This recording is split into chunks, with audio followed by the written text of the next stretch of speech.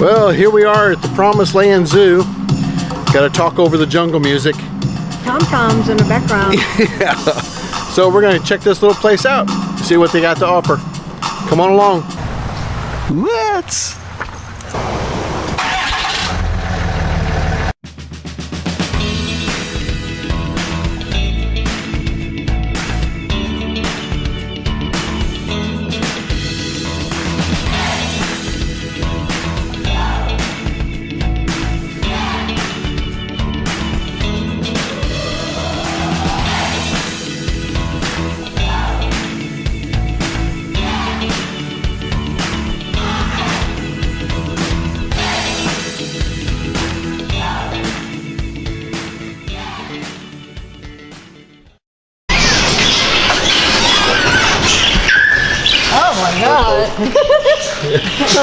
Go on in.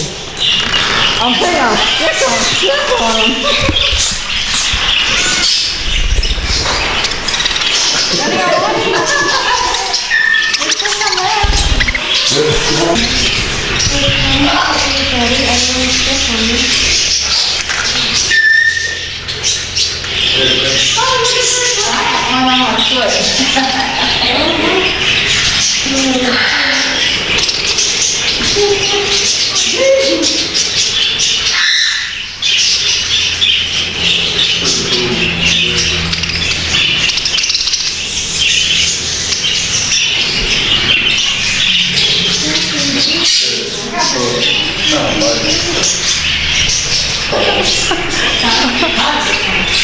Isn't it pretty? Isn't that pretty? Oh. It's all gone. It's all gone, baby. It's all gone. Yeah.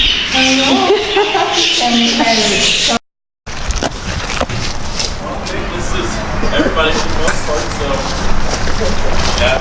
You gotta be careful getting close to him, which make them our favorite animal. No. Okay. He's getting a close up. She poses pretty good. Yes, she does. As long as you keep stuffing her full of almonds. She's soft. Do you guys have any questions about them? Really cool trick too. When you eat whatever, you make mistakes. I like to think of it as when you guys grocery shop hungry, right? You know what that's like. You make mistakes. You get too much, or you get stuff that's bad for you because it looks good. Well, if he eats a poisonous bug because he's hungry, instead of just the meal coming back up, they can regurgitate their entire stomach lining. So it turns inside out, their stomach. It's pushed up and they wipe it clean. So they reach in, it actually hangs out of their mouth a little bit so they can rinse it clean. Not with him. Now American bullfrogs do that, and I have seen that. Especially when you're fishing or something, they'll do that, and it looks like they're kind of dead, but they're all right. And they'll go back down. So, okay, let's but we do have turn, okay? porcupine, but let's go sit down. Do they run really fast? No, I don't know. That was just imagination, I think, that created that one. These guys burrow, though, so they can dig pretty quick. Stay with my head. But they only get about a pound or a pound and a half, and they'll eat anything from centipedes, worms, to fruits and veggies. So, but more on the carnivorous side as they get older. And they got their name because they find them foraging around hedges a lot in garden areas, and they sound like a hog when they do. He's like, I like this one. But ball pythons are nice because they have a very good demeanor. They're very docile. They used to call them royal pythons because royalty would wear them as live jewelry. Just hang out on you all day. They're fully grown at this size, which also makes them appealing because that's something that we all can handle. You go in the gift shop, you'll see a 18-foot, 200-pound albino Burmese python. That's something that one person can't handle. So you got to be conscious of what python is what. But fully grown, like right here, and they are constrictors, so they don't have fangs or venom. They do have little teeth. You can pet him now. And then when they grab their prey item, they coil around it, give it a few hugs, and then they swallow it whole. And they can eat things that are close to 5 times the size of their head. Now, in order to do that, you guys may be aware of it, they dislocate their jaw. So their bottom jaw unhinges from their top. So here's a good question for you. If your jaw is dislocated and you don't have hands, how do you get the food past your mouth so that muscle can take over? You ever seen how a snake eats? It's pretty cool. They split their bottom jaw in half this way, and they use it like little hooks and move them back and forth independently to pull the food in. And then, yeah, once it's past there, the muscle takes over and works it down. But it's kind of neat to watch them eat. Come on, Will. Sit down. And snakes have a remarkable ability, being cold-blooded, to basically shut off their metabolism. And they can go a very long time without food if they have to. And which is good, because in the wild they're not guaranteed their next meal. So if she absolutely had to, she could go about a year without eating.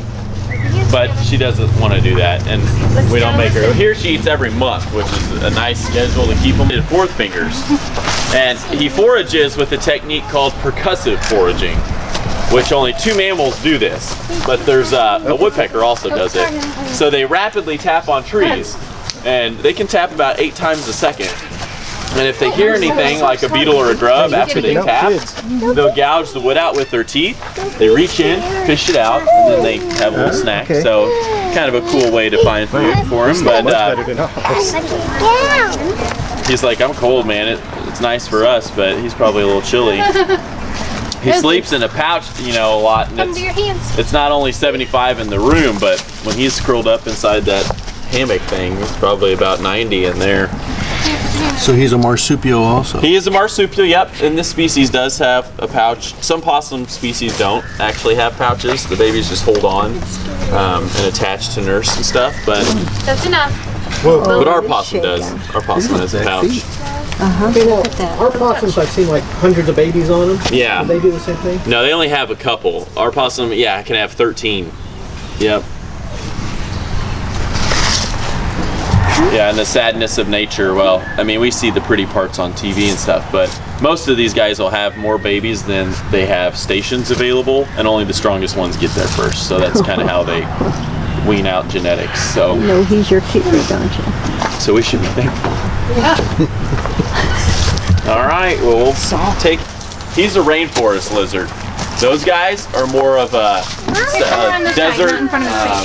Scrub, brush, really exposed to the sun area. So when you're exposed to that much sunlight, like monitors, you need rough skin. You won't sunburn, and it retains water better. But these guys are from a wetter, more covered place, so they have a cooler skin. But they are territorial by nature. In the wild, these guys, you know, if they want to threaten or scare something off, they stand on their back feet and run at you. So but when they're hand raised, yeah, they can run for a little bit on their back feet. There's a few lizards that can do that. How fast can they run? Not as fast as us. It's just to get you scared, and it's only for a little distance. I mean, just to make them look bigger, and it'd probably work though if you went into your backyard and that thing came out. You'd probably end up back in the house real fast. And when they're hand raised, they're very intelligent. I mean, they learn, and I know that's hard to kind of understand a lizard that's smart, but he cares about affection. He was hugging, and they will climb up on you and nuzzle and want to be pet and enjoy affection. Which is obvious, because if you take any other lizard we have and set them on the stump, they're not going to stay there. But this guy, he knows that he's going to get pet. He's probably falling asleep right now, looks like, enjoying his day. So. And they're mainly carnivorous at this age, or at this adulthood size.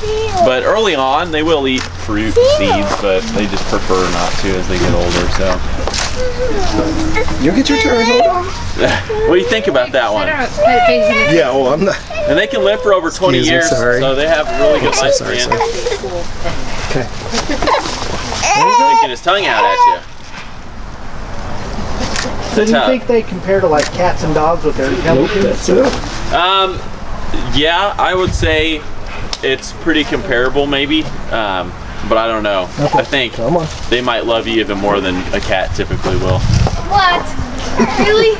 They don't fetch like dogs. I just say that because you know how cats are. Yeah. I know Like, cats are. you're one pet away from getting mauled, just to let you know, but I'm not going to tell you that, so keep petting. Do you guys have any other questions about him? Oh, I'm sorry. All right, well, this guy was the last one. You want to give them all a little hand? They all did a good job. Yeah, they did. Thank you guys. For those Dawn, so her name is Loretta. and she likes her butt scratched. Her tail gets curling. Isn't she awesome? You guys saw her when you came in. She's the Siberian lynx. Loretto Lynx is her name. We'll have Conway Kitty whenever we get our mail. But their feet are awesome. These guys are the largest lynx species. You've probably heard of Canadian lynx. There's Siberian, and then there's Iberian. So, yeah. So a lot of people think Siberian and Iberian are kind of the same. People are just saying it wrong, but it's two different species. They'll get about 65 pounds. So the Siberian are the largest species. You can feel how thick it is too. She's happy that she's in the AC today. But of course that thick hair is good for the snow, as well as these paws. And you can see how big they are. That works as a snowshoe. The bigger the feet, the more distributed your weight is, so you're not sinking every time you take a step. Sure. It's the same as a camel's foot in the sand. Camels have big feet for the sand, so same concept. But although they're kind of a smaller cat, I mean 65 pounds isn't, that's big, but the things they can take down are even larger. I mean 3 times their weight. They can take down a full-size deer when they're adults, which they will, but they'll mainly hunt on small mammals, rabbits, birds, things like that. It's like hand sanitizer. Don't get too close with it. I think it's something to eat. She would. No, she would grab that that's what I microphone. thought. That's a good idea. Yeah. It looks like a toy to her. Yep. And so what I'll do whenever when we get a sec, I'll put her on the ground, which she's probably gonna try to find a shady spot and sit down. But the reason I want to is so you can get a glimpse on how well she blends in. I mean, even with just the mulch, not trees and bushes, but still, it kind of gives you a good she's the same concept. color as the ground. Because they're silent when they walk, don't make a single noise as they're hunting, just pure stealth. And then when you throw in the camouflage, they can sneak up on you. But like, look how well she blends in with that mulch.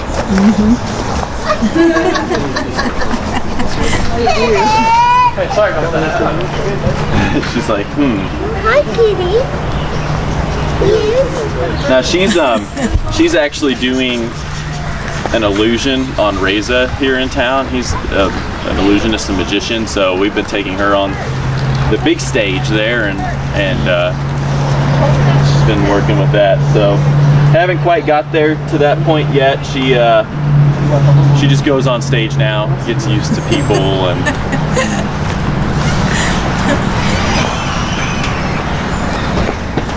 I don't know how that happened, cat.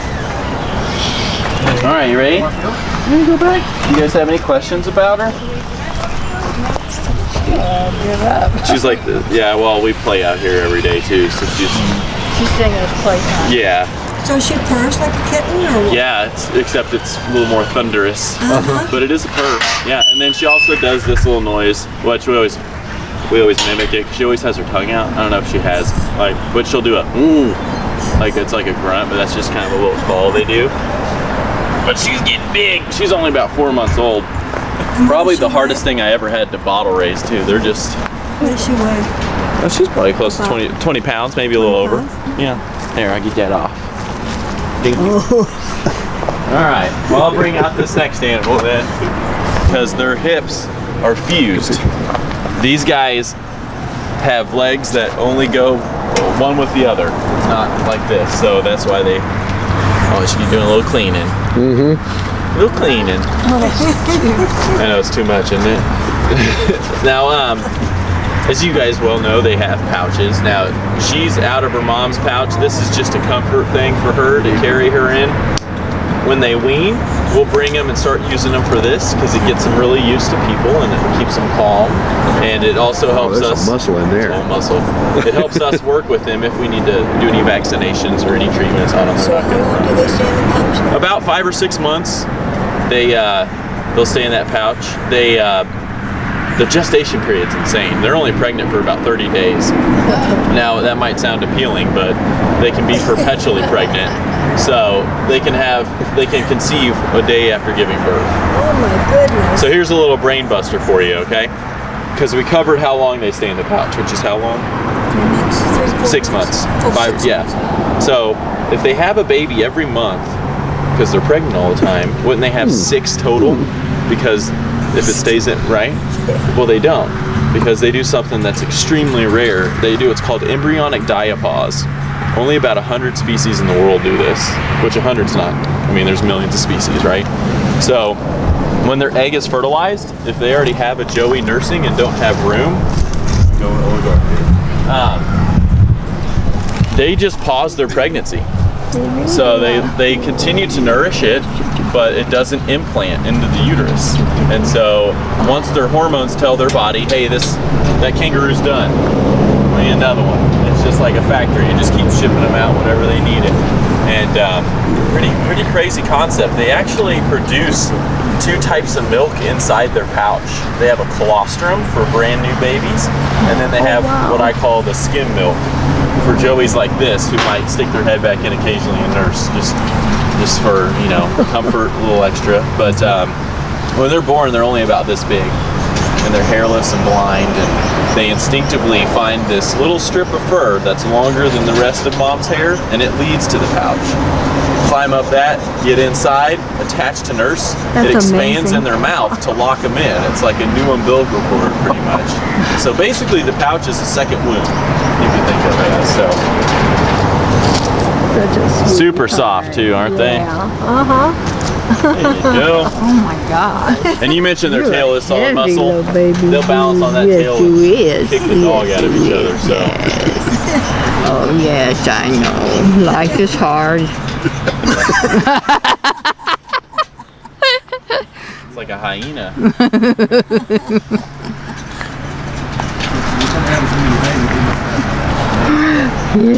Yeah, dingoes are the main predator, but kangaroos, I mean, it's just super cute. Yeah. But it's just like a white-tailed deer, like in Australia. So they have seasons for them, they eat them, and they have just as many car accidents because of them as we do with deer. I don't want to feel So that too. that's a big part of it too. But dingo would be the main predator. They bounce on. Yeah, they use their tail to. Yeah, so their tail they can balance all their weight on and kick, but when they walk slowly, they put their front hands down, balance on their tail, and pick both back feet up. Since they can't move their legs like this, that's what they have to do. So, but yeah, it's solid. Yeah. Back in the house. I wish someone would carry me around like this all day. Boy, I tell you. It looks uncomfortable, but it's not. I mean, their feet are usually over above their head, and that's why you see the foot sticking out of mom's pouch over there and not the head. Down in there. Pretty cool. Yeah, they're pretty awesome. But well, that was the last one for this little part. Well, we completed our Promised Land Zoo tour. That was fun. We had a good time doing it. Yeah. A little pricey, but it was really a lot of fun being able to play with the animals and be able to touch everything, and also, yeah, we had a good time. We had a good time with it. It was kind of nice too because the crowd wasn't too big today because of the season, I guess. But so he was able to really talk a lot about the animals, explain their habitat and what they do when they're in the wild, and what they had 2 of them here that they did from birth. They bottle fed. Yeah, a lot of animals were bottle fed here, so they've never known any place else except right here. And then every kind of really unusual animal, not just your common what you would see. Yeah, it was very interesting. Yeah. Fun. It's fun seeing the little kids be able to play with everything. You know. And feed them. Yeah. Sometimes it's just fun just watching the kids have a good time. You know. So. It was. Then we got to hold the kangaroo, baby kangaroo. That was the topper. That was the topper of the whole trip right there. Was being able to play with the little Joey. Right. The little Joey. Yeah, that was. Brought him out in a little bag around his neck. Yeah. Sack. That was fun. That was fun. Yeah. So it was nice. Yeah. Something to see. Yeah, got a chance? Bring the kids out. Come down to the Promised Land Zoo. Have a good time. All right. Well, keep following us. See you next time. We'll see you later. Bye. Bye-bye. Bye.